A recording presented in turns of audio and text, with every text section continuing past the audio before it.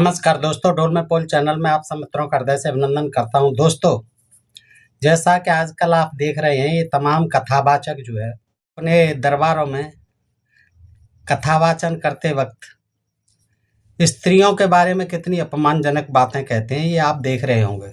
इस तरह के कथावाचक अपने प्रसंगों में स्त्रियों की आलोचना करते हैं। आप देख ही रहे हैं, मैं क्या बताऊं आपको। कई तो कहते हैं कि ये मनोरंजन है, खिलौना है।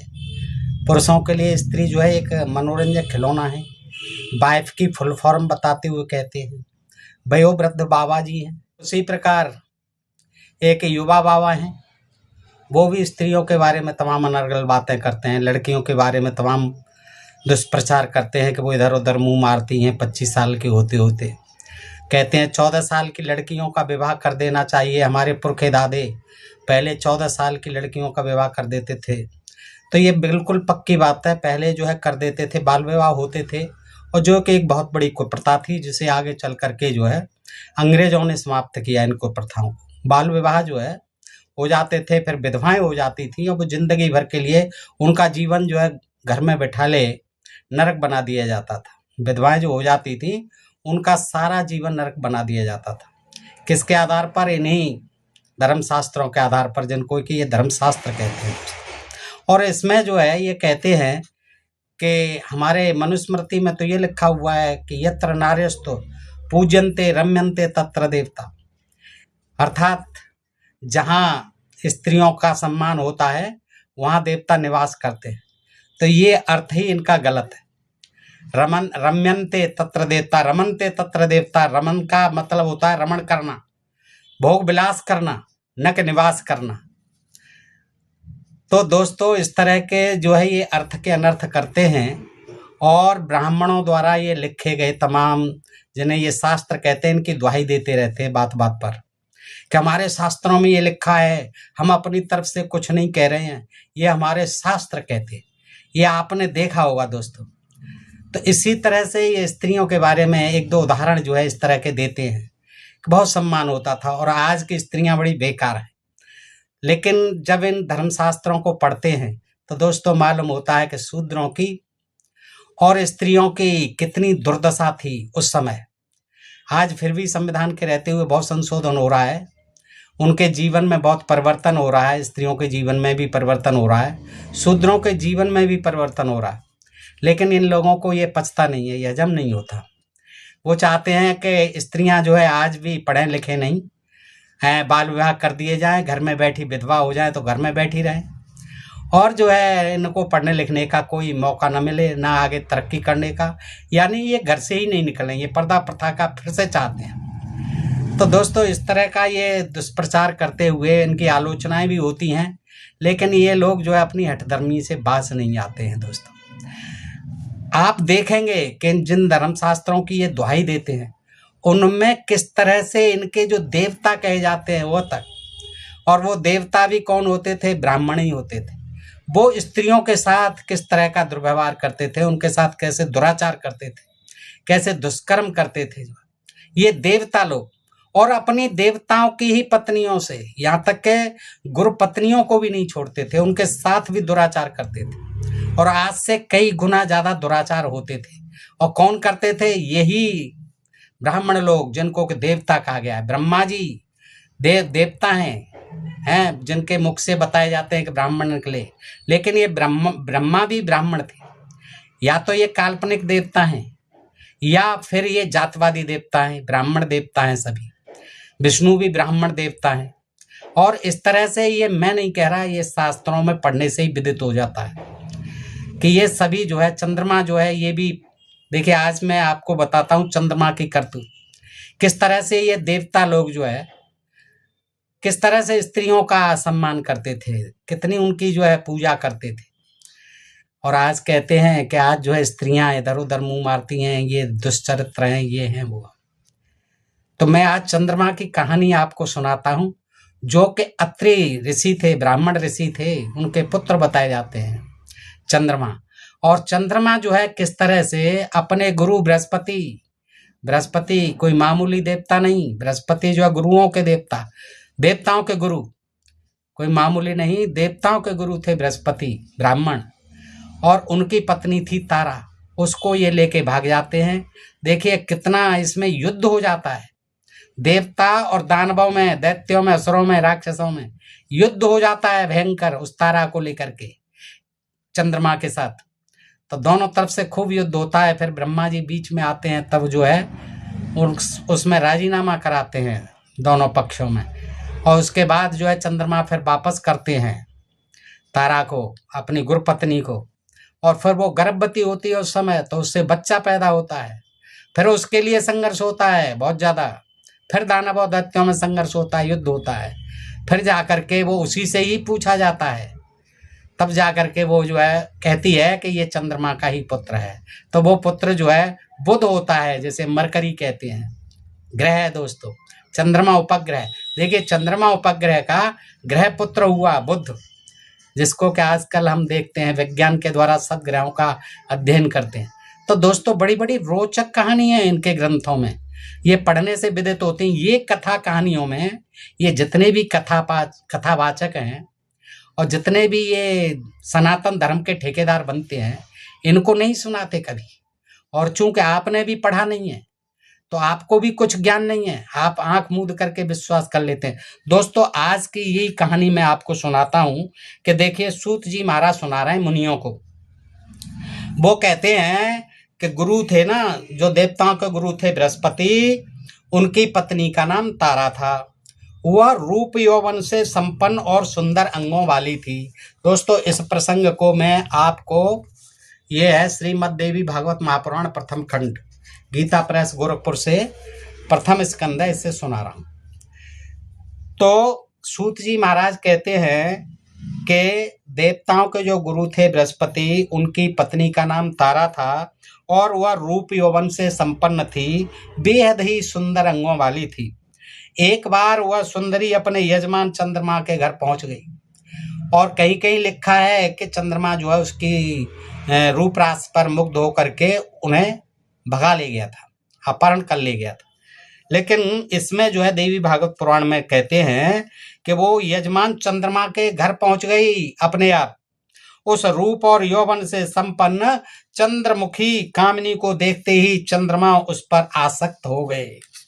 तारा भी चंद्रमा को देखकर आसक्त हो जाती है, और इस प्रकार वे दोनों, तारा और चंद्रमा, एक दूसरे को देखकर भाव विभोर हो उठते हैं। वे दोनों प्रेम में उन्मत्त होकर एक दूसरे को चाहने की इच्छा से विहार करने लग जाते हैं। वहां देर क्या थी, विहार करने लग जाते हैं। इस प्रकार उनके कुछ दिन जो है विहार करते करते व्यतीत हो जाते हैं। तब बृहस्पति ने तारा को घर लाने के लिए अपना एक शिष्य भेजा चंद्रमा के पास, कि जाइए, शिष्य से कहा पता लगाइए। और पता तो लग गया था उन्हें कि चंद्रमा ले गया या चंद्रमा के घर पहुंच गई। तो शिष्य को भेजते हैं, शिष्य कहता है जाकर के, लेकिन वो नहीं देते। इस प्रकार देवगुरु बृहस्पति परेशान होकर के कई बार शिष्यों को भेजते हैं, लेकिन तारा को वापस नहीं करते चंद्रमा। तो वो स्वयं जाते हैं और स्वयं पहुंचते हैं चंद्रमा के घर। तो चंद्रमा के घर जाकर के बृहस्पति जी अभिमान के साथ मुस्कुराते हुए उस चंद्रमा से कहते हैं, क्या कहते हैं? हे चंद्रमा, तुमने यह धर्म विरुद्ध कार्य क्यों किया और मेरी इस परम सुंदरी पत्नी को अपने घर में क्यों रख लिया? हे देव, तुम जानते नहीं, हे चंद्रमा, तुम जानते नहीं मैं तुम्हारा गुरु हूं और तुम मेरे यजमान हो। तब हे मूर्ख, तुमने गुरुपत्नी को अपने घर में कैसे रख लिया? ब्रह्म हत्या करने वाला, सुवर्ण चुराने वाला, मदरा पान करने वाला, गुरुपत्नी गामी तथा 5 इन पापियों के साथ संसर्ग रखने वाला, ये 5 महापातकी होते हैं। यदि तुमने मेरी पत्नी के साथ अनाचार किया है तो तुम महापापी हो, दुराचारी हो और अत्यंत निंदनीय हो। तुम देवलोक में रहने योग्य नहीं हो।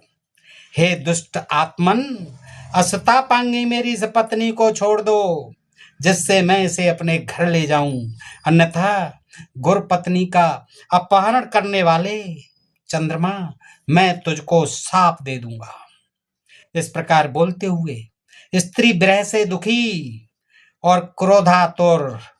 देवगुरु बृहस्पति ने रोहिणी पति चंद्रमा से कहा।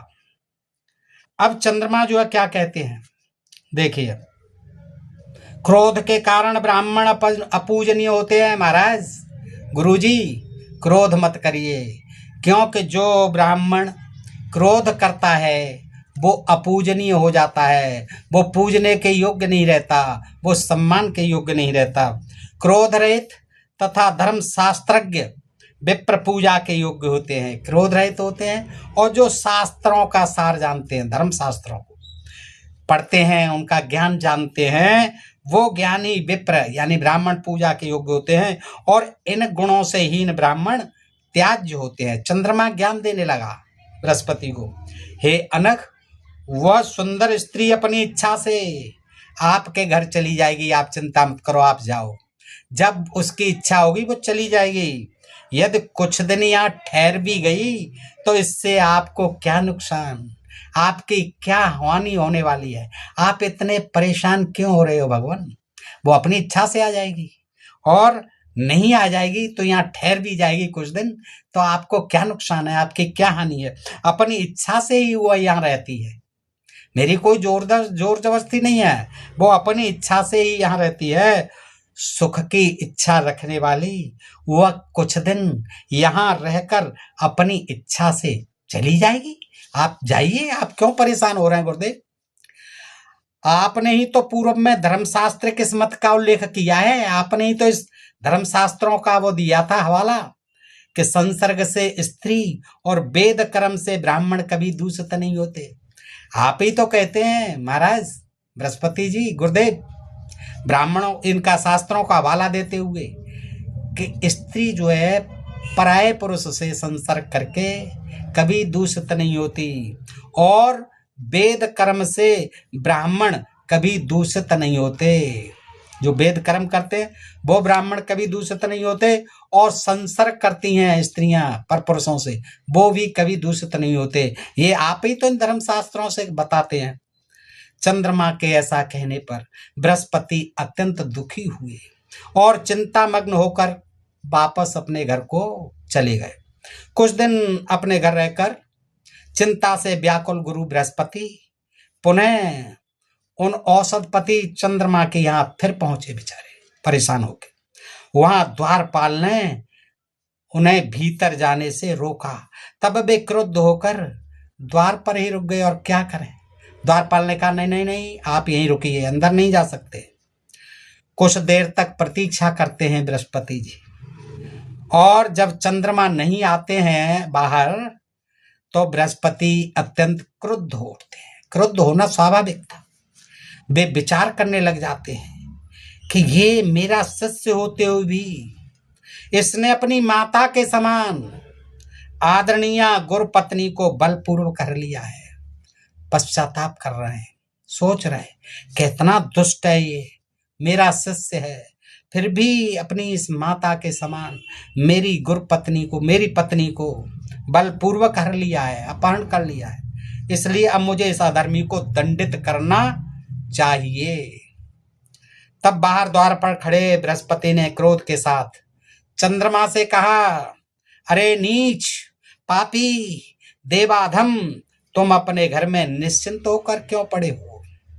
मेरी स्त्री शीघ्र मुझे लौटा दो, अन्यथा मैं तुम्हें शाप दे दूंगा। यदि तुम मेरी पत्नी नहीं दोगे तो मैं तुझे अभी अवश्य भस्म कर दूंगा। अरे कर दो ना महाराज, देर क्यों कर रहे हो, हैं इतना क्यों परेशान हो रहे हो, कर दो भस्म। बृहस्पति के इस प्रकार के क्रोध से भरे वचन सुनकर दुजराज ब्राह्मण देव चंद्रमा शीघ्र घर से बाहर निकले और हंसते हुए, देखिए हंस रहे हैं, और हंसते हुए उनसे बोले, अरे आप इतना अधिक क्यों बोल रहे हो महाराज? सर्व लक्षण संपन्न हुआ अस्तापांगी आपके योग्य नहीं है। जिसके लिए आप बार बार परेशान हो रहे हो, अपनी पत्नी बता रहे हो, वो आपके योग्य नहीं है। हे विप्र ब्राह्मण देव, आप अपने समान किसी अन्य स्त्री को ग्रहण कर लीजिए जो आपके योग्य हो। कोई ऐसी स्त्री ढूंढ लीजिए, वो आपके योग्य नहीं है। ऐसी सुंदरी भिक्षुक के घर में, भिखारी के घर में रहने के योग्य नहीं है। देखिए, बृहस्पति जी देवताओं के गुरु कौन थे? भिक्षुक, भिखारी थे। तो वो कहता है ये इतनी सुंदरी औरत, ये तुम जैसे भिखारी के यहाँ रहेगी, ये शोभा देती है? अपने लायक कोई और ढूंढ लो। यह प्राय कहा जाता है, ये बताया भी जाता है कि समान गुण संपन्न होने पर ही पत्नी का प्रेम स्थिर रहता है। कब स्थिर रहता है पत्नी का प्रेम? जब अपने जैसी होती है, अपने जैसी उम्र की, अपने जैसे खानदान की, गुणों की, वही सुंदर वो शोभा देती है। अपने इच्छानुसार अब आप चाहे जहां चले जाएं, जहां आपकी मर्जी हो। अब मैं इसे हरगिज नहीं दूंगा। आपका साप कुछ भी देते रहिए, मेरे ऊपर नहीं चलने वाला। क्यों चलेगा? वो भी तो अत्रि ब्राह्मण ऋषि के पुत्र थे, चंद्रमा जी। हे गुरु, मैं यह रमणी आपको नहीं दूंगा, इसके साथ तो मैं ही रमण करूंगा। अब आप जैसा चाहें वैसा करें। यत्र नार्यस्तु पूज्यन्ते रम्यन्ते तत्र देवता। देखिए, यहाँ रमण कर रहे हैं चंद्रमा। चंद्रमा के ऐसा कहने पर देवगुरु बृहस्पति रुष्ट होकर चिंता में पड़ गए। लिखते लिखते ये लोग जो है अपने पूर्वजों की, अपने ही देवताओं की, देखिए कैसी निंदा कर गए, कैसे अपमान भरी कहानियां लिख डाली हैं। आगे देखिएगा कि चंद्रमा के ऐसा कहने पर देवगुरु बृहस्पति रुष्ट हो जाते हैं बेचारे, कुछ कर तो सकते नहीं, चिंता में पड़ जाते हैं। और फिर वे क्रोधित होकर के सोचते हैं कि अब मुझे इंद्र के पास चलना चाहिए। यह सोचते सोचते वो जो है इंद्रलोक में पहुंच जाते हैं। और इंद्र ने जब देखा तो उनका सम्मान करते हुए बिठालता है। जब बृहस्पति आसन पर बैठकर स्वस्थ हो गए, तब इंद्र पूछता है कि हे महाभाग, आपको कौन सी चिंता है? कैसे आपका चेहरा मुरझाया हुआ है? आप क्यों इतने चिंतित दिखाई देते हैं? हे मुनिवर, आप इतने शोकाकुल किस लिए? बताओ ना। मेरे राज्य में आपका अपमान किसने किया है? यहाँ देवलोक में आप मेरे गुरु हैं, अतः हमारी सेना और लोकपाल सभी आपके अधीन है। ब्रह्मा, विष्णु, रुद्र और अन्य देवता भी आपकी सहायता करेंगे। आपको कौन सी चिंता है इस समय मुझे बताइए। बृहस्पति कहते हैं कि चंद्रमा ने मेरी सुंदर नेत्रों वाली पत्नी तारा का हरण कर लिया, और वह दुष्ट मेरे बार बार प्रार्थना करने पर भी उसे लौटाता नहीं है। हे देवराज, अब आप ही बताइए मैं क्या करूं? अब तो केवल मैं आपकी ही शरण में हूं। हे सत्कृतो, मैं अत्यंत दुखी हूं। हे देवेश, आप मेरी मदद कीजिए, मेरी सहायता कीजिए। इंद्र बोले, हे धर्मात्मन, आप शोक मत कीजिए, परेशान मत होइए महाराज। गुरुदेव, मैं आपका सेवक हूं, मैं आपकी पत्नी को अवश्य लाऊंगा, अवश्य ले आएगा। यही इंद्र था जिसने अपने गौतम ऋषि की पत्नी के साथ जो है दुष्कर्म किया था। ये कह रहा है कि चिंता मत करो, मैं आपकी पत्नी को अवश्य ले आऊंगा। हे महामते, यदि दूत भेजने पर भी वह मदोन्मत्त चंद्रमा आपके स्त्री को नहीं देगा, तो देव सेनाओं सहित मैं उससे जाकर के स्वयं युद्ध करूंगा। आप चिंता बिल्कुल भी मत करो, मैं दूत को भेजता हूं। इस प्रकार गुरु बृहस्पति को आश्वासन देकर इंद्र ने अपनी बात को सही ढंग से कहने वाले विलक्षण और बाकपट एक दूत को बुलाया, जो बातचीत करने में बड़ा चतुर था, निपुण था। उसको बुलाया कि भाई आइए और आप चंद्रमा के पास जाइए और हमारा ये समाचार उसको सुनाइए। शीघ्र ही वह चतुर्दूत चंद्रलोक पहुंच जाता है और वहां रोहिणी के पति चंद्रमा से यह संदेश वचन कहने लगा। हे महाभाग, हे महामते, इंद्र ने आपसे कुछ कहने के लिए मुझे भेजा है। अतः उनके द्वारा जो कुछ कहा गया है वह मैं ज्यों का त्यों आपको सुना रहा हूँ। मैं उनका दूत हूँ और उन्होंने जो संदेश भेजा है आपके लिए मैं आपको सुनाता हूँ। हे महाभाग, हे सुब्रत, आप धर्मज्ञ, नीति जानते हैं और धर्मात्मा अत्र मुनि आपके पिता हैं। अतएव आपको कोई ऐसा कार्य नहीं करना चाहिए जिससे आपकी निंदा हो। हैं? आप जो है धर्मात्मा अत्रि मुनि के पुत्र हैं। आलस्य रहित होकर यथाशक्ति अपनी स्त्री की सभी प्राणी रक्षा करते हैं। अतः इस तारा के लिए बड़ा कलह होगा, इसमें कोई संदेह नहीं है। आप ये मन सोचो कि आगे आपके लिए कलेश नहीं आने वाला है। हर कोई अपनी स्त्री को सुरक्षित चाहता है, बृहस्पति भी चाहते हैं, सभी देवता चाहते हैं। क्यों? देवताओं के गुरु हैं बृहस्पति। हे सुधा निधि, जैसे आप अपनी भार्या की रक्षा हेतु प्रयत्न करते हैं, अपनी स्त्री की सुरक्षा जिस तरह आप करते हैं हे चंद्रमा जी, वैसे ही वे गुरु बृहस्पति भी अपनी पत्नी की रक्षा के लिए प्रयत्नशील हैं। कहाँ प्रयत्नशील है? अगर ऐसे ही प्रयत्नशील होते तो उसको चंद्रमा ले कैसे जाता? आप अपने ही सदृश सभी प्राणियों के विषय में विचार कीजिए। हे सुधा निधि, आगे कहता है ये दूत, आपको दक्ष प्रजापति की सुलक्षणों से युक्त 28 कन्याएं पत्नी के रूप में प्राप्त हैं। दक्ष प्रजापति ये ब्रह्मा के पुत्र थे दक्ष, और उनकी जो है 60 कन्याएं थी, उनमें से 28 कन्याएं ये चंद्रमा को ब्याह दी थी। इस तरह से वो समझाता है। दूत जो कहता है आपके पास 28 पत्नियां हैं ऑलरेडी, आप क्यों परेशान हो रहे हो? देव गुरु आपकी गुरु माता है, उसको वापस कर दीजिए। आप उसको अपने पास रखने की इच्छा क्यों रखते हैं? स्वर्गलोक में तमाम अप्सराएं हैं आपके मनोरंजन के लिए। स्वर्गलोक में मेनका जैसी, घृताची जैसी तमाम अप्सराएं आपके मनोरंजन के लिए सदा सुलभ हैं। तब उनके साथ स्वेच्छापूर्वक ब्याह कीजिए आप। अरे गुरुपत्नी के साथ ऐसा क्यों कर रहे हैं? गुरुपत्नी तारा को शीघ्र ही लौटा दीजिए, ये दूत कहता है। आप जैसे महान लोग यदि अहंकार बस ऐसा निंदित कर्म करें, देखिए क्या कहता है दूत, ऐसा निंदित कर्म कर रहे हैं अहंकार बस, और आप जैसे महान लोग, महान देवता, तो अनभिज्ञ साधारण जन तो उनका अनुकरण करेंगे ही, और आज ये कर रहे हैं। तमाम आप देख रहे हैं जो धर्म के ठेकेदार बनते हैं, तमाम जो है बहरूपी है बाबा, क्या हो रहा है, क्या करते हैं स्त्रियों के साथ, आप देख रहे हैं। तो जब ऐसा करेंगे साधारण जन आपको देख करके, तो क्या होगा? धर्म का नाश हो जाएगा। अतः हे महाभाग, गुरु की इस मनोरमा पत्नी को शीघ्र लौटा दीजिए, जिससे आपके कारण इस समय देवताओं के बीच कलह नहीं हो। दूत से इंद्र का संदेश सुनकर चंद्रमा क्रोधित हो जाता है, और उन्होंने इंद्र के दूत को इस प्रकार व्यंग पूर्वक उत्तर दिया। क्या व्यंग पूर्वक उत्तर दिया? आप धर्मज्ञ हैं और स्वयं देवताओं के राजा हैं इंद्र। आपके पुरोहित बृहस्पति भी ठीक आपकी ही तरह हैं, और आप दोनों की बुद्धि भी एक समान है। जैसे ही तुम हो इंद्र, जैसे ही तुम्हारे गुरु हैं बृहस्पति। दूसरों को उपदेश देने में अनेक लोग चतुर होते हैं, बिल्कुल होते हैं। ये सब दूसरों को उपदेश दे रहे हैं आजकल, कथावाचक बन करके, सनातन धर्म के ठेकेदार बन करके। अपनी करनी को नहीं देखते। कथनी कुछ है इनकी, अंदर कुछ है, बाहर कुछ है, कथनी कुछ है, करनी कुछ है, हैं? तमाम दूसरों पर आरोप लगाएंगे, लेकिन अपने को नहीं देखते हैं।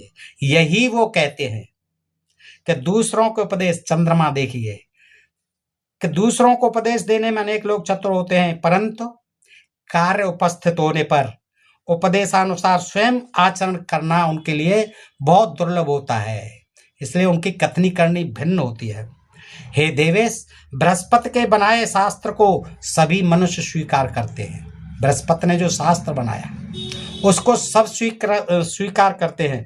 शक्तिशाली लोगों के लिए, जो सक्षम हैं, जो ताकतवर हैं, जो बलशाली हैं, उनके लिए तो सब कुछ अपना होता है। जिसे चाहे वो हड़प ले, उनके लिए सब कुछ अपना होता है, बलशाली लोगों के लिए।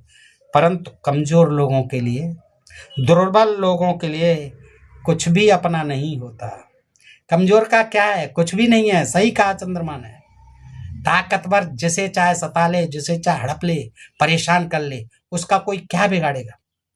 अतः अनुरुक्त स्त्री धर्म अथवा न्याय से त्याज्य कैसे होती है? तारा जितना प्रेम मुझसे करती है उतना बृहस्पति से नहीं करती। अतः अनुरुक्त स्त्री धर्म और न्याय से त्याज्य कैसे हो सकती है? कैसे त्याग दूं मैं इसे? वो मुझे बृहस्पति से ज्यादा प्यार करती है। गृहस्थ जीवन का वास्तविक सुख तो प्रेम रखने वाली स्त्री के साथ ही होता है। इंद्रदेव तुम नहीं जानते? अरे गृहस्थ का सुख तो उसी स्त्री के साथ होता है जो सचमुच हृदय से प्यार करती है और प्रेम रखती है। उदासीन स्त्री जो न्यूट्रल है, उसके साथ कोई आनंद नहीं गृहस्थ में। मैं सिर हरगिज नहीं दूंगा। हे दूत, तुम जाओ और इंद्र से कह दो कि मैं इसे नहीं दूंगा। हे सहस्त्राक्ष, इंद्र से कहना आप स्वयं समर्थ हैं, आप जो चाहें वो कीजिए। आप तो देवता हैं, देवताओं के भी देवता हैं, सुरपति हैं, तो आपको जो कुछ करना है वो कीजिए, साफ कह दिया चंद्रमा ने। चंद्रमा के ऐसा कहने पर दूत इंद्र के पास लौट आता है और चंद्रमा ने जो कहा था वह सब इंद्र से कह सुनाया। इसे सुनकर प्रतापी इंद्र भी अत्यंत क्रोधित हुए और गुरु बृहस्पति की सहायता के लिए सेना की तैयारी करने लग गए। दैत्य गुरु इधर उसको मालूम पड़ता है कि ये सेना तैयार कर रहे हैं देवताओं के गुरु युद्ध करने के लिए चंद्रमा से। तो देवताओं जो दैत्यों के गुरु थे शुक्राचार्य, उनको भी ज्ञात हो गई बात जो है कि युद्ध की तैयारियां हो रही हैं। तब दैत्य गुरु शुक्राचार्य चंद्रमा और देवगुरु के विरोध की बात सुनकर बृहस्पति से द्वेष के कारण उनका द्वेष चलता था, क्योंकि वो देवताओं के गुरु थे बृहस्पति, और इधर शुक्राचार्य जो है दैत्यों के, दानवों के, असुरों के, राक्षसों के गुरु थे। तो दोनों में भाई द्वेष चलना स्वाभाविक है। आजकल जैसे चल रहा है, तमाम जो है धर्मात्मा जो है आपस में टकरा रहे हैं, तो दोनों तरफ से ही सनातन धर्म के ठेकेदार हैं, उनमें टकराहट होती रही है, शुरू से ही होती रही है। देखिए यहाँ भी हो रही है और आजकल भी हो रही है, आप देख ही रहे हैं। तो क्या होता है कि चंद्रमा के पास पहुंचते हैं शुक्राचार्य जी और कहते हैं कि आप कुछ भी हो जाए चंद्रमा, चिंता मत करिए, आप तारा को किसी भी सूरत में वापस मत कीजिए, सब देख लेंगे। और मैं जब युद्ध छिड़ भी जाता है इंद्र के साथ, तो आपकी हर हालत में सहायता करूंगा। गुरु पत्नी से अनाचार की बात सुनकर और शुक्राचार्य को बृहस्पति का शत्रु जानकर शिव जी भी, उनको मालूम पड़ गया कि इधर शुक्राचार्य पहुंच गए चंद्रमा के पास, तो शिव जी भी बृहस्पति की सहायता के लिए, क्योंकि देवताओं के गुरु थे बृहस्पति, शिव जी भी तैयार हो जाते हैं। किसकी सहायता के लिए? बृहस्पति की सहायता के लिए। जब तारकासुर के साथ युद्ध की भांति देव दानवों में संग्राम छिड़ गया युद्ध दोनों तरफ से, तारा को लेकर के देखिए युद्ध छिड़ गया। ये है लड़ाई। आजकल कहाँ ऐसा होता है, हाँ, फिर भी जो है उन पर तमाम आरोप लगा रहे हैं कि इस तरह से मुंह मारती हैं, इस तरह से ये करती हैं, वो करती हैं। इनको नहीं पढ़ते, न सुनाते हैं। क्या हो जाता है, दोनों तरफ से युद्ध छिड़ जाता है और वो वर्षों तक चलता है युद्ध। देखिए, इसे कहते हैं महासंग्राम छिड़ गया। देव दानवों का यह संग्राम देखकर प्रजापति ब्रह्मा जी को मालूम पड़ा, ओहो ये क्या हो गया भाई। तुरंत हंस पर बैठते हैं और हंस पर सवार होकर के शांति चित्त से रणस्थल में पहुंच जाते हैं। तब ब्रह्मा जी ने चंद्रमा से कहा कि तुम गुरु बृहस्पति की पत्नी को लौटा दो, नहीं तो भगवान विष्णु को बुलाकर मैं तुम्हें समूल नष्ट कर दूंगा। अभी बुलाता हूं विष्णु जी को।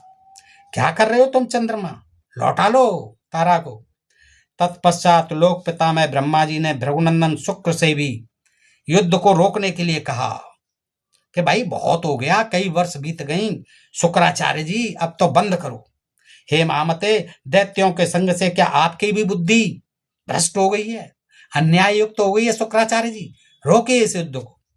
तत्पश्चात ब्रह्मा जी की बात सुनकर चंद्रमा के पास जाते हैं शुक्राचार्य महाराज और उन्होंने चंद्रमा को युद्ध से रोका और कहा कि तुम्हारे पिताजी ने मुझे भेजा है, तुम अपने गुरु की पत्नी को तत्काल छोड़ दो। शुक्राचार्य की वह अद्भुत वाणी सुनकर चंद्रमा ने बृहस्पति की गर्भवती सुंदरी प्रिय भार्या को, गर्भवती थी उस समय तक, ठीक है शुक्राचार्य महाराज आपकी बात मान लेता हूं, और वो जो है बात मान करके तारा को बृहस्पति जी को दे देते हैं और वो उस समय गर्भवती होती है। पत्नी को पाकर देवगुरु बड़े प्रसन्न होते हैं और आनंद पूर्वक उसे लेकर के अपने घर चले गए। तत्पश्चात सभी देवता और दैत्य भी अपने अपने घर चले गए। पिता वह ब्रह्मा अपने लोक को, शिव जी भी कैलाश पर्वत पर चले गए। इस प्रकार अपनी सुंदर स्त्री को पाकर बृहस्पति जी बहुत संतुष्ट हुए। तदनंतर कुछ दिनों के बाद तारा ने शुभ दिन और शुभ नक्षत्र में, गुणों में चंद्रमा के समान ही सुंदर पुत्र को जन्म दिया। पुत्र को उत्पन्न देखकर देवगुरु बृहस्पति ने प्रसन्न मन से उसके विधिवत जात कर्म आदि सभी संस्कार किए। हे श्रेष्ठ मुनियों, सूत जी कहते हैं, चंद्रमा ने जब सुना कि पुत्र उत्पन्न हुआ है तारा के, तब बुद्धिमान चंद्रमा ने बृहस्पति के पास अपना दूत भेजा और कहलाया, हे गुरु, यह पुत्र आपका नहीं है, क्योंकि यह मेरे तेज से उत्पन्न है। तब आपने अपनी इच्छा से बालक का जात कर्म आदि संस्कार कैसे कर लिया? उस दूत का यह वचन सुनकर बृहस्पति ने कहा कि यह मेरा पुत्र है, क्योंकि इसकी आकृति, बनावट, चेहरा मोहरा, इसका मुखौटा बिल्कुल मेरे समान है, इसमें कोई संदेह नहीं है। ये चंद्रमा तुम गलत कहते, यह मेरा ही पुत्र। फिर दोनों में पुत्र को लेकर के विवाद खड़ा हो जाता है, चंद्रमा में और बृहस्पति में, और फिर देवता और दानव मिलकर युद्ध के लिए आ जाते हैं। और इस प्रकार उनका बहुत बड़ा समूह एकत्र हो गया। इधर देवता आ गए, इधर दैत्य भी आ गए। उस समय शांति के विलासी फिर आ गए, शांति दूत बन करके आ जाते हैं ब्रह्मा जी पुनः, और रणभूमि में डटे हुए युद्ध के लिए उत्सुक देव दानवों को उन्होंने युद्ध करने से रोका। रुको भाई रुको, क्या यार बार बार युद्ध कर रहे हो, फिर सालों तक लड़ोगे मरोगे। आत्मा ब्रह्मा जी तारा से पूछते हैं कि हे कल्याणी, तू बता, ये पुत्र किसका है? हे सुंदरी, तुम सही सही बता दो, जिससे यह जो झगड़ा शांत हो जाए, कलह मिट जाए।